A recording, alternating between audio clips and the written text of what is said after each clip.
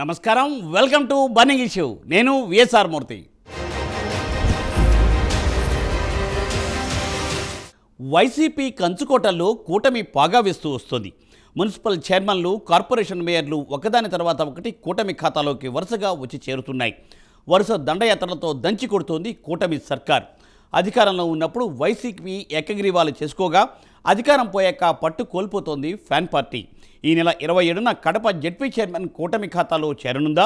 Visakha mayor కూడా YCP జారనుందా? కూటమి దూకుడుతో YCP ఇప్పుడు హడలిపోతోందా?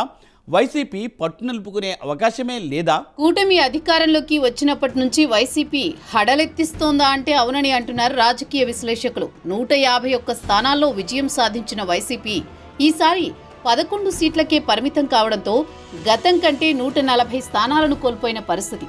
అయితే ఎమ్మెల్యే సీట్ల సంఖ్య చాలా తగ్గిపోయినా మున్సిపాలిటీలు, కార్పొరేషన్లు వైసీపీకే ఉన్నాయి. అయితే కూటమి ప్రభుత్వం అధికారంలోకి వచ్చాక వైసీపీ కంచుకోటలను టార్గెట్ చేసినట్టు కనిపిస్తోంది. మున్సిపాలిటీలను, కార్పొరేషన్లను వరుసగా కైవసం చేసుకుంటూ వస్తోంది. వైసీపీ అధికారంలో ఉన్నప్పుడు ఎన్నికలు జరపకుండా చాలా చోట్ల ఏకగ్రీవాలు చేసుకున్నారని, అప్రజాస్వామిక విధానంలో అప్పటి ప్రతిపక్షాలను ఉక్కుపాదంతో అణచివేసి ఎన్నికలు జరపకుండా అధికారం దక్కించుకున్నారని గతంలో విమర్శలు వచ్చిన సంగతి తెలిసిందే. అయితే అధికారం కోల్పోయాక పట్టు కోల్పోతూ వస్తోంది వైసీపీ. త్వరలోని విశాఖ మేయర్, అదేవిధంగా కడప జెడ్పీ చైర్మన్ స్థానాలు కూటమి ఖాతాలో పడబోతున్నట్టుగా ప్రచారం జరుగుతోంది. అవిశ్వాసం పెట్టి వైసీపీ మేయర్లను, చైర్మన్లను గద్దెదించి ఆయా స్థానాల్లో కూటమి పాగా వేస్తోంది. దీంతో రాష్ట్ర వ్యాప్తంగా మున్సిపాలిటీలు, నగరపాలక సంస్థల్లో ఎలా పట్టు నిలుపుకోవాలా అని వైసీపీ తర్జన భర్జన పడుతోంది.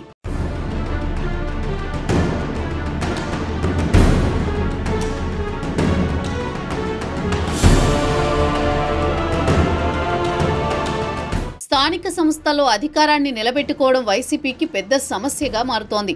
అధికారం పోగానే అందరూ పొలోమంటూ వేరే పార్టీల్లో చేరిపోతున్నారు. ఇలాంటి పరిస్థితి ఊహించి ఒక్కసారి ఎన్నిక అయితే 4 ఏళ్ల వరకు అవిశ్వాసం పెట్టకూడదని నిబంధన తెచ్చారు. ఇప్పుడు ఆ 4 ఏళ్ల సమయం పూర్తయింది. ఇప్పుడు దాదాపుగా అన్ని మున్సిపాలిటీల్లోనూ అవిశ్వాసాలకు రెడీ అవుతున్నారు. ప్రజాస్వామ్యంలో ఎన్నికలు అంటే ప్రజలు ఓట్లు వేయాలి. కానీ వైసీపీ మాత్రం స్థానిక ఎన్నికల్లో ప్రజలు ఓట్లు వేస్తే గెలవలేమన్న ఉద్దేశంతో ఏకగ్రీవాలకు ప్రాధాన్యం ఇచ్చింది. పోటీ చేసేవారిని కేసుల్లో ఇరికించేలా చట్టాలు తీసుకువచ్చారన్న ఆరోపణలున్నాయి.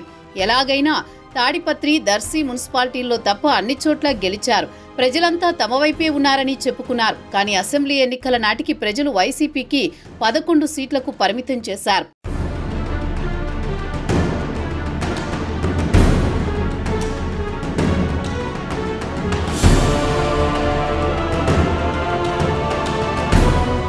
అధికారం పోగానే తమకు వచ్చిన పదవులు ఎక్కడ పోతాయో అని పార్టీకి ఇక భవిష్యత్తు లేదనో కానీ పెద్ద ఎత్తున వైసీపీ క్యాడర్ ఇతర పార్టీల్లో చేరిపోయింది. కూటమి పార్టీలో వైసీపీ స్థానిక సంస్థల క్యాడర్ చేరిపోవడంతో అనేక చోట్ల మెజారిటీలు కోల్పోయారు. గుంటూరు, విశాఖ వంటి మున్సిపల్ కార్పొరేషన్లలో వైసీపీకి ఇప్పటికే స్టాండింగ్ కమిటీ ఎన్నికల్లో పరాజయం పాలైంది. మేయర్లు కూడా రాజీనామా చేస్తున్నారు. మున్సిపాలిటీల్లోనూ ఇదే పరిస్థితి. 4-5 మున్సిపాలిటీల్లో తప్ప అన్ని చోట్ల అవిశ్వాసాలు పెట్టే అవకాశాలు కనిపిస్తున్నాయి. పార్టీ నుంచి ఎవరైనా వెళ్తున్నారంటే వారి సమస్య ఏమిటో తెలుసుకుని పరిష్కరించగలిగేదైతే పరిష్కరించాలి. కానీ జగన్, వైసీపీ అలాంటి ప్రయత్నాలు చేయడం లేదు. కడపలో మాత్రం పరువు పోతోందని వైసీపీ జెడ్పీటీసీలను పిలిపించుకుని జగన్ మాట్లాడారు. వారికి కావలసిన సౌకర్యాలు చూసే ఏర్పాట్లు చేశారు. ఇతర చోట్ల పోయేవారిని బుజ్జగించే వ్యవస్థ లేదు. మాజీ మంత్రులు, ఎమ్మెల్యేలు అసలు పట్టించుకోవడం లేదు. వెళ్తే వెళ్ళండి అన్నట్టుగా ఉన్నారు. అందుకే ఏకగ్రీవంగా గెలుచుకున్న మున్సిపాలిటీలు ఇప్పుడు కూటమి వైపు మారబోతున్నాయని రాజకీయాల్లో టాక్ వినిపిస్తోంది.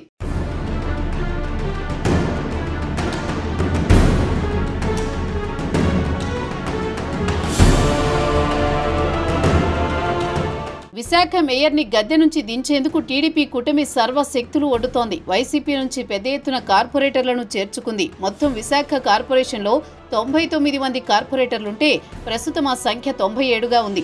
ఇక ఎక్సాఫిషియో సభ్యులుగా ఎంపీలు, ఎమ్మెల్యేలు కలుపుకుని టోటల్ నెంబర్ 112గా చెబుతున్నారు. వైసీపీ మేయర్ అయిన హరివెంకట కుమారి మీద అవిశ్వాస తీర్మానం నోటీసు కూడా కూటమి నేతలు కలెక్టర్కి అందజేశారు. దీంతో అవిశ్వాసం మీద చర్చకు డేట్ ఫిక్స్ చేసి అవిశ్వాసం పెడతారు. కార్పొరేషన్ మొత్తం 75 మంది సభ్యుల బలం ఉంటేనే మేయర్ మీద అవిశ్వాసం నెగ్గుతుంది. అయితే కౌన్సిల్లో టీడీపీ సొంతంగా 29 మంది కార్పొరేటర్లే బలం ఉంది. వైసీపీ నుంచి వచ్చిన వారితో కలుపుకుని ఆ బలం 50 దాకా చేరింది. ఎక్స్ అఫీషియో మెంబర్స్ మద్దతుతో 60 దాటుతుంది. జనసేన బీజేపీల బలం మరో 10 నుంచి 12 దాకా ఉంటుంది అని అంటున్నారు. అంటే 75 మంది మెంబర్స్ మద్దతుకు కూటమి చాలా దగ్గరగా ఉందని అంటున్నారు. వైసీపీకి 31 మంది కార్పొరేటర్ల మద్దతుందని చెబుతున్నారు. ఇందులో నుంచి కొందరిని తమ వైపు తిప్పుకుంటే తిరుగులేని మెజారిటీతో మేయర్ మీద అవిశ్వాసం నెగ్గుతుందని కూటమి నేతలు భావిస్తున్నారు. అయితే వైసీపీ ఇంతలో బిగ్ ట్విస్ట్ ఇచ్చింది.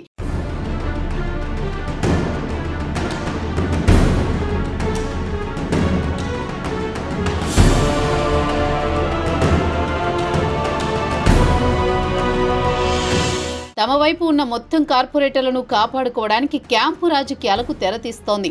ఇక సీనియర్ మోస్ట్ నేత మాజీ మంత్రి బొత్స సత్యనారాయణను వైసీపీ అధినాయకత్వం ఈ కీలకమైన సమయంలో రంగంలోకి దించింది. ఆయన తన వ్యూహాలను అమలు చేయడానికి సిద్ధమవుతున్నారు. వైసీపీ నుంచి మొత్తం కార్పొరేటర్లను కాపాడుకుంటే మేయర్ని గద్దె నుంచి దించడానికి అవసరమైన 75 మందికి కొంత లోటు ఏర్పడుతుందని అంటున్నారు. అయితే తమకు సరిపడా బలం కంటే ఇంకా ఎక్కువగానే ఉందని కూటమి నేతలు ధీమా వ్యక్తం చేస్తున్నారు. అలా కాదు, విశాఖ మేయర్ వైసీపీ నుంచి పోదని, తమ పార్టీకే కార్పొరేషన్ పీఠమని, దానిని తాము కాపాడుకుంటామని మాజీ మంత్రి ఉత్తరాంధ్ర వైసీపీ ఇన్ఛార్జి కురసాల కన్నబాబు చెబుతున్నారు. దాంతో ఎవరి మాట నిజం, ఎవరికి అసలు బలముంది, రియల్ బలగం ఎంత అన్న దాని మీద ఎడతెగని చర్చలు సాగుతున్నాయి. విశాఖ మేయర్ పీఠం కళ అన్నది టీడీపీకి 4 దశాబ్దాల పైన దాటినది. దాంతో ఈసారి ఎలాగైనా వచ్చిన ఛాన్స్ ని వాడుకుని మేయర్ కుర్చీని దక్కించుకోవాలని చూస్తోంది. అంతటా అనుకూల వాతావరణం ఉంది, అధికారం చేతిలో ఉంది. దాంతో ఇప్పుడు కనుక చక్రం తిప్పకపోతే మరెప్పుడు అన్న చర్చ కూటమిలో సాగుతోంది. ఇంకోవైపు చూస్తే వైసీపీలో ఇంకా ఆశలు అడుగంటిపోలేదని అంటున్నారు. వామపక్షాలకు చెందిన 2 కార్పొరేటర్లతో పాటు మరికొందరు అవిశ్వాసానికి వ్యతిరేకంగా ఓటు వేస్తారని, ఆ విధంగా అవిశ్వాసం వీగిపోతుందని భావిస్తోంది. మొత్తం మీద చూస్తే క్షణక్షణం ఉత్కంఠను రేపే విధంగా మేయర్ అవిశ్వాసం ఉంది.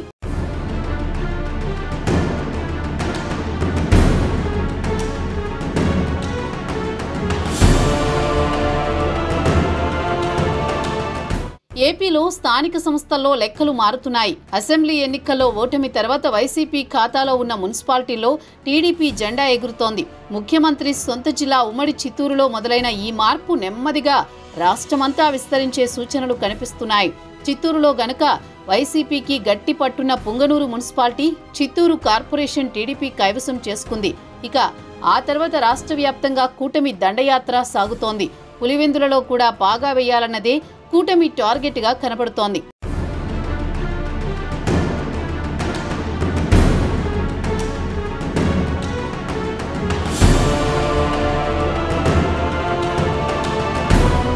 కొడితే ఏనుగు కుంభస్థలాన్నే కొట్టాలన్నట్టుగా జగన్ సొంత నియోజకవర్గం పులివెందుల మీదే ఫోకస్ పెట్టిందట టీడీపీ. గత ఏడాది జూన్లో కూటమి ప్రభుత్వం అధికారంలోకి వచ్చాక రాయలసీమలో యాక్టివిటీ బాగా పెంచింది సైకిల్ పార్టీ. ఓవైపు టీడీపీ, మరోవైపు జనసేన జగన్ కంచుకోటను బద్దలు కొట్టాలని ఫిక్స్ అయినట్లే కనిపిస్తోంది. రాయలసీమ 4 ఉమ్మడి జిల్లాలతో పాటు జగన్ సొంత ఇలాఖాగా చెప్పుకునే పులివెందులలో కూటమి ఆపరేషన్ ఊపందుకుంది. రాయలసీమ 4 జిల్లాల పరిస్థితి ఎలా ఉన్నా పులివెందుల రాజకీయం మాత్రం నెక్స్ట్ లెవెల్లో ఉంటుంది. వార్ వన్ సైడే అన్నట్లుగా పులివెందుల నియోజకవర్గంలో ఏ ఎన్నిక జరిగినా అప్పుడు కాంగ్రెస్కు, తర్వాత వైసీపీకి అనుకూలంగా ఫలితాలు వస్తున్నాయి. ఇప్పటి వరకు టీడీపీ ఏ ఎన్నికల్లో కూడా పులివెందులలో తమ ప్రభావం చూపలేకపోయింది. పులివెందుల మున్సిపాలిటీలో ఇతర పార్టీల అభ్యర్థులు పోటీ చేయడమే అతి కష్టమంటే గెలుపు అనేది ఊహలకు కూడా అందకపోయేది. అలా జగన్ కుటుంబం పులివెందులలో ఆధిపత్యం చెలాయిస్తూ వస్తోంది. కూటమి ప్రభుత్వం వచ్చాక పులివెందులలో తమ సత్తా చాటే ప్రయత్నం చేస్తోంది. అందులో భాగంగా ముందుగా పులివెందుల మున్సిపాలిటీ పీఠంపై ఫోకస్ పెట్టారు. గత ఎన్నికల్లో 33 కౌన్సిల్ సీట్లను క్లీన్ స్వీప్ చేసిన వైసీపీనే మున్సిపల్ చైర్మన్ పదవిని సొంతం చేసుకుంది. ఇప్పుడు పసుపు దళం రచిస్తున్న ప్లాన్తో వైసీపీ కంచుకోటలో లీడర్లు ఫ్యాన్ స్విచ్ ఆఫ్ చేసి అధికార పార్టీలోకి జంప్ అవుతున్నారు. ఈ దెబ్బతో వైసీపీ అయోమయంలో పడుతోంది.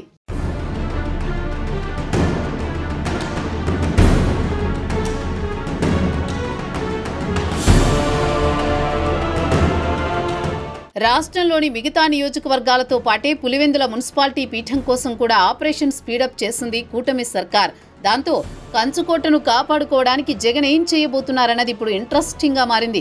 సొంత ఇలాఖాలో మున్సిపల్ పీఠం వదులుకుంటే చాలా నియోజకవర్గాలపై ప్రభావం పడే అవకాశం ఉందన్న గుసగుసలు వినిపిస్తున్నాయి. వైసీపీ అధికారంలో ఉన్నప్పుడు చంద్రబాబు నియోజకవర్గమైన కుప్పం మీద ఫోకస్ చేశారు జగన్. అక్కడ లోకల్ బాడీస్ తో పాటు మున్సిపాలిటీల్లో పాగా వేసే ప్రయత్నం చేశారు. భరత్ అనే వైసీపీ నేతను ఎమ్మెల్సీ చేసి ఏకంగా చంద్రబాబును ఓడించేందుకు మాస్టర్ స్కెచ్ వేసి ఫెయిల్ అయింది ఫ్యాన్ పార్టీ అధిష్టానం. అయితే అప్పుడు జగన్ ఫాలో అయిన ప్లానే ఇప్పుడు టీడీపీ ఇంప్లిమెంట్ చేస్తుందన్న టాక్ వినిపిస్తోంది. జగన్ కుప్పం మీద కాన్సంట్రేట్ చేస్తే టీడీపీ పులివెందుల నియోజకవర్గంలో గేమ్ స్టార్ట్ చేసిందంటున్నారు. పులివెందులలో జగన్ తీరుపై అసంతృప్తితో ఉన్న బలమైన వైసీపీ నేతలను టీడీపీలో చేర్చుకోవడానికి లోకల్ లీడర్లతో ఆపరేషన్ చేయిస్తోంది. స్థానిక పరిస్థితులపై టీడీపీ అధిష్టానం ఎప్పటికప్పుడు ఆరా తీస్తోందట. ఏదేమైనా వరుసగా పురపాలికలు, నగరపాలికలను టార్గెట్ చేస్తోన్న కూటమి పులివెందులలో జగన్ కోటను సైతం బద్దలు కొట్టే వరకు దండయాత్ర ఆపేలా లేదని రాజకీయ వర్గాల్లో చర్చ జరుగుతోంది. వైసీపీ అధికారంలో ఉన్నప్పుడు అప్పటి ప్రతిపక్షాలను ఎంత చులకనగా మాట్లాడేదో ప్రత్యేకించి చెప్పనక్కర్లేదు. దేశంలోని సీనియర్ రాజకీయవేత్త అయిన చంద్రబాబును ఘోరంగా మాట్లాడేవారు వైసీపీ నేతలు. కుప్పంలో చంద్రబాబును ఓడిస్తామంటూ బీరాలు పలికేవారు. నాడు కుప్పాన్ని టార్గెట్ చేసిన జగన్పై చంద్రబాబులో కసి అలాగే ఉంది. ఇప్పుడు పులివెందుల మున్సిపాలిటీలో పగా వేసి జగన్కు షాక్ ఇచ్చేందుకు చంద్రబాబు రెడీ అవుతున్నట్లు సమాచారం. అదే జరిగితే సొంత ఇలాఖాలోనే జగన్ జీరో అయిపోవడం ఖాయమని రాజకీయ వర్గాల్లో జోరుగా చర్చ జరుగుతోంది.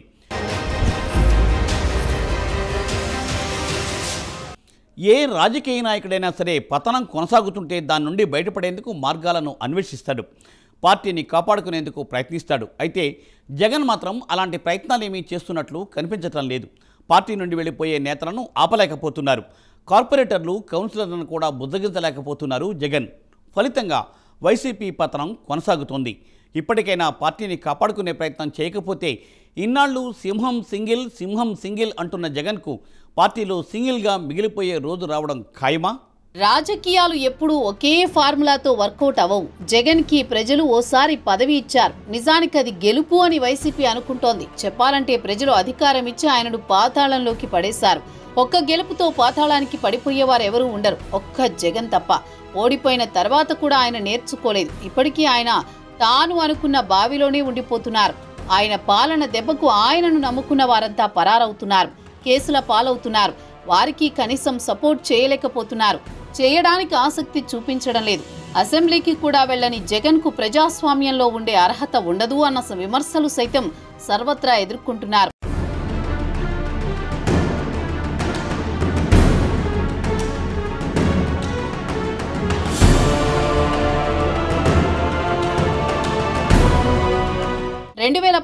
ఎన్నికలప్పుడు నాకు ఒక్క ఛాన్స్ ఇవ్వండి ప్లీజ్, రాజన్న రాజ్యాన్ని తీసుకొస్తా అంటూ జగన్ ప్రజలను ప్రాధేయపడ్డారు. అప్పటికే ఆయనపై అవినీతి, అక్రమాస్తుల కేసులు ఎన్నో ఉన్నాయి. 16 నెలలు జైల్లోనే ఉండి వచ్చారు. అయినా సరే జగన్ కు రాష్ట్ర ప్రజలు ఒక అవకాశం ఇచ్చారు. అయితే ప్రజాధనంతో టీడీపీ హయాంలో అమరావతిలో నిర్మితమైన ప్రజావేదిక కూల్చివేతతో జగన్ తన పాలనకు శ్రీకారం చుట్టారు. ఆ తర్వాత విధ్వంసమే ఎజెండాగా ఆయన పాలన సాగింది. 3 రాజధానులంటూ 3 ముక్కలాటకు తెరలేపారు. అప్పుడే ఆయనపై ప్రజలకున్న కొద్దిపాటి నమ్మకం కూడా పటాపంచలైపోయింది. ఒక్కసారి ఛాన్స్ ఇచ్చినందుకు రాజధానినే బలి తీసుకున్నారన్న కసి సామాన్యుడి నుంచి పారిశ్రామికవేత్తల వరకు వ్యక్తమైంది. చివరకు దాదాగిరితో స్థానిక సంస్థలను ఏకగ్రీవం చేసుకున్నారు. ఎవరిని నామినేషన్లు వెయ్యనివ్వలేదు. పట్టపగలు పోలీసుల సమక్షంలోనే వైసీపీ నేతలు కిడ్నాపులు, దాడులకు పాల్పడ్డారని అప్పట్లో టీడీపీ పెద్ద ఎత్తున జగన్ పై విరుచుకుపడింది. ప్రభుత్వ తప్పులను ప్రశ్నించినా తప్పుబట్టిన కోర్టులు, న్యాయమూర్తులను వ్యక్తిగతంగా టార్గెట్ చేశారు. సోషల్ మీడియా వేదికగా చెలరేగిపోయారు. న్యాయమూర్తులను దూషించారు. వారిపై కేసులు కూడా నమోదయ్యాయి.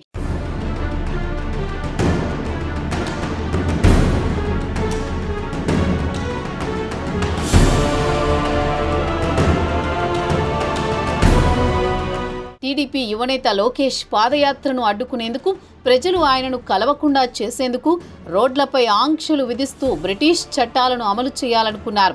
జీవో 1ని తీసుకొచ్చి ప్రజల పోరాట హక్కును అణచాలనుకున్నారు. ప్రపంచంలో కోట్లాది మంది అభిమానులున్న పవన్ కళ్యాణ్ లాంటి నేతపై ఉక్కుపాదం మోపాలనుకున్నారు. చంద్రబాబును అరెస్ట్ చేసి జైల్లో నిర్బంధించారు. ఇలా జగన్ 5 ఏళ్ల పాలనలో జరిగిన అనేక సంఘటనలు ఫలితంగా ఆ పార్టీని 11 సీట్లకు పరిమితం చేశాయని చెప్పొచ్చు. ఓడిపోయాక అయినా జగన్ తీరు మారిందా అంటే అలాంటిదేమీ లేదని సొంత పార్టీలోనే వినిపించే విమర్శ. జగన్ తీరు నచ్చక నేతలంతా ఎవరి దారు వారు చూసుకుంటున్న పరిస్థితి.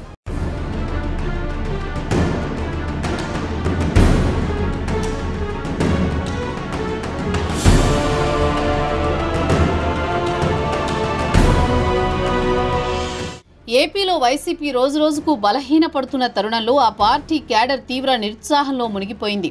ఇంకోవైపు పార్టీకి ఎవరు ఎప్పుడు గుడ్ బై చెబుతారో ఎవరూ ఊహించలేని పరిస్థితి. జగన్ కు వీర విధేయులు అని ముద్రపడ్డ నాయకులు సైతం మాకొద్దు జగన్ అంటూ కండువా మార్చేస్తున్నారు. ఇంకోవైపు కూటమి సర్కార్ దూకుడుతో క్షేత్రస్థాయిలో వైసీపీకి ఉన్న బలాన్ని కబళిస్తోంది. ముఖ్యంగా గ్రామీణ ప్రాంతాల్లో వైసీపీ ఓటు బ్యాంకుకు డిప్యూటీ సీఎం పవన్ భారీగా గండి కొడుతున్నారు. గ్రామీణాభివృద్ధి ద్వారా వైసీపీకి గ్రామాల్లో కూడా జెండా మోసేవారే లేకుండా చేయాలన్న వ్యూహం కనిపిస్తోంది. ఒకవైపు మున్సిపాలిటీలు, కార్పొరేషన్లను చేజిక్కించుకోవడమే కాకుండా గ్రామాల్లో ఉన్న వైసీపీ ఓటు బ్యాంకును కూడా కబళించేలా చంద్రబాబు, పవన్ వ్యూహాత్మకంగా అడుగులు వేస్తున్నారు.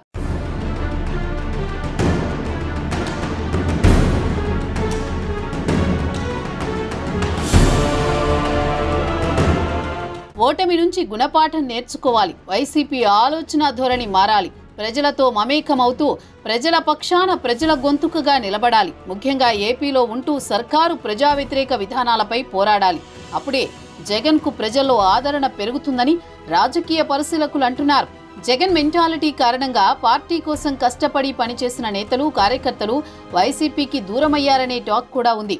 2024 ఎన్నికల్లో ఘోరంగా ఓటమి చవిచూసినా నేటికి జగన్ వ్యవహార శైలిలో ఎలాంటి మార్పులు లేవని, ఇలాంటి వాతావరణంలో పార్టీని నమ్ముకొని నేతలు కానీ కార్యకర్తలు కానీ మెలగడం కష్టంగానే ఉంటుందనే విమర్శలు స్వపక్షంలోనే వినిపిస్తున్నాయి. కేవలం జగన్ నిరంకుశ ఆధిపత్య ధోరణి వల్లే ప్రజలు కట్టబెట్టిన అధికారాన్ని కాపాడుకోలేకపోయారని, భవిష్యత్తులో కూడా జగన్ ప్రభుత్వం వస్తుందని చెప్పడం కష్టమేనని, ఈ నేపథ్యంలోనే వైసీపీని నేతలు వరుసగా వీడుతున్నారని అంటున్నారు. మళ్లీ పుంజుకోవాలంటే జగన్ తీరు మారాలని రాజకీయ వర్గాల్లో చర్చ జరుగుతోంది.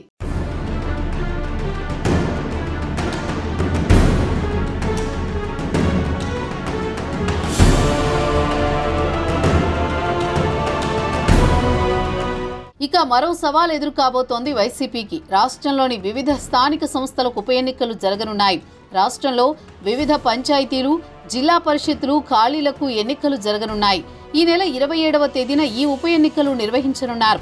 రాష్ట్రంలో మొత్తం 28 ఎంపీపీలు, 19 వైస్ ఎంపీపీలు, మండల ప్రజా పరిషత్తుల్లో 12 కో-ఆప్టెడ్ సభ్యులు, 214 పంచాయతీల్లో ఉప సర్పంచ్ పదవులు, Kadapa ZP chairman, Kurnool ZP co-opted member పదవులకు ఈ ఉప ఎన్నికలు జరగనున్నాయి. వీటి కోసం మొత్తం 7 వేర్వేరు నోటిఫికేషన్లు విడుదలయ్యాయి. వీటన్నింటిలో కూటమి బాగా వేయబోతోంది. వైసీపీకి షాక్ ఖాయమని అంటున్నారు. ప్రస్తుతం వైసీపీకి ప్రతిపక్ష హోదా కూడా లేదు. జనసేన అధికార పక్షంలో భాగస్వామిగా ఉన్నా సాంకేతికంగా చూస్తే జనసేనకు ప్రతిపక్ష హోదా దక్కిందే అనుకోవాలి. 2029 ఎన్నికలు వైసీపీకి జీవన్మరణ సమస్యగా ఉండబోతాయని అంటున్నారు పరిశీలకులు. ఎందుకంటే ఆ ఎన్నికల్లో ఓటమి పాలైతే వైసీపీకే ఇబ్బంది. ఇప్పటికే అసెంబ్లీలో సీట్ల పరంగా వైసీపీకి రెట్టింపు సంఖ్యలో జనసేన శాసనసభ్యులు ఉన్నారు. ఇప్పటికే వైసీపీ స్థానాన్ని జనసేన ఆక్రమించేసింది కూడా. పవన్ కళ్యాణ్ గేట్లు ఎత్తితే వైసీపీ ఖాళీ కావడం ఖాయమన్న అంచనాలు కూడా ఉన్నాయి. ఈ తరుణంలో జగన్ పార్టీ కోసం, పార్టీని తిరిగి గాడిన పెట్టడం కోసం ఏం చేయబోతున్నారు? పవన్ కళ్యాణ్ వంటి నాయకుడు అండగా ఉన్న కూటమిని ఏ మేరకు జగన్ ఎదుర్కోగలుగుతారు? అసలు భవిష్యత్తులో వైసీపీ మళ్ళీ పుంజుకునే ఛాన్స్ ఏ మేరకు ఉంది? ఈ ప్రశ్నలన్నిటికీ కాలమే సమాధానం చెప్పాలి. ఇక ఇది ఇవాల్టి బర్నింగ్ ఇష్యూ. మరో ఎపిసోడ్తో మళ్ళీ కలుద్దాం. నమస్తే.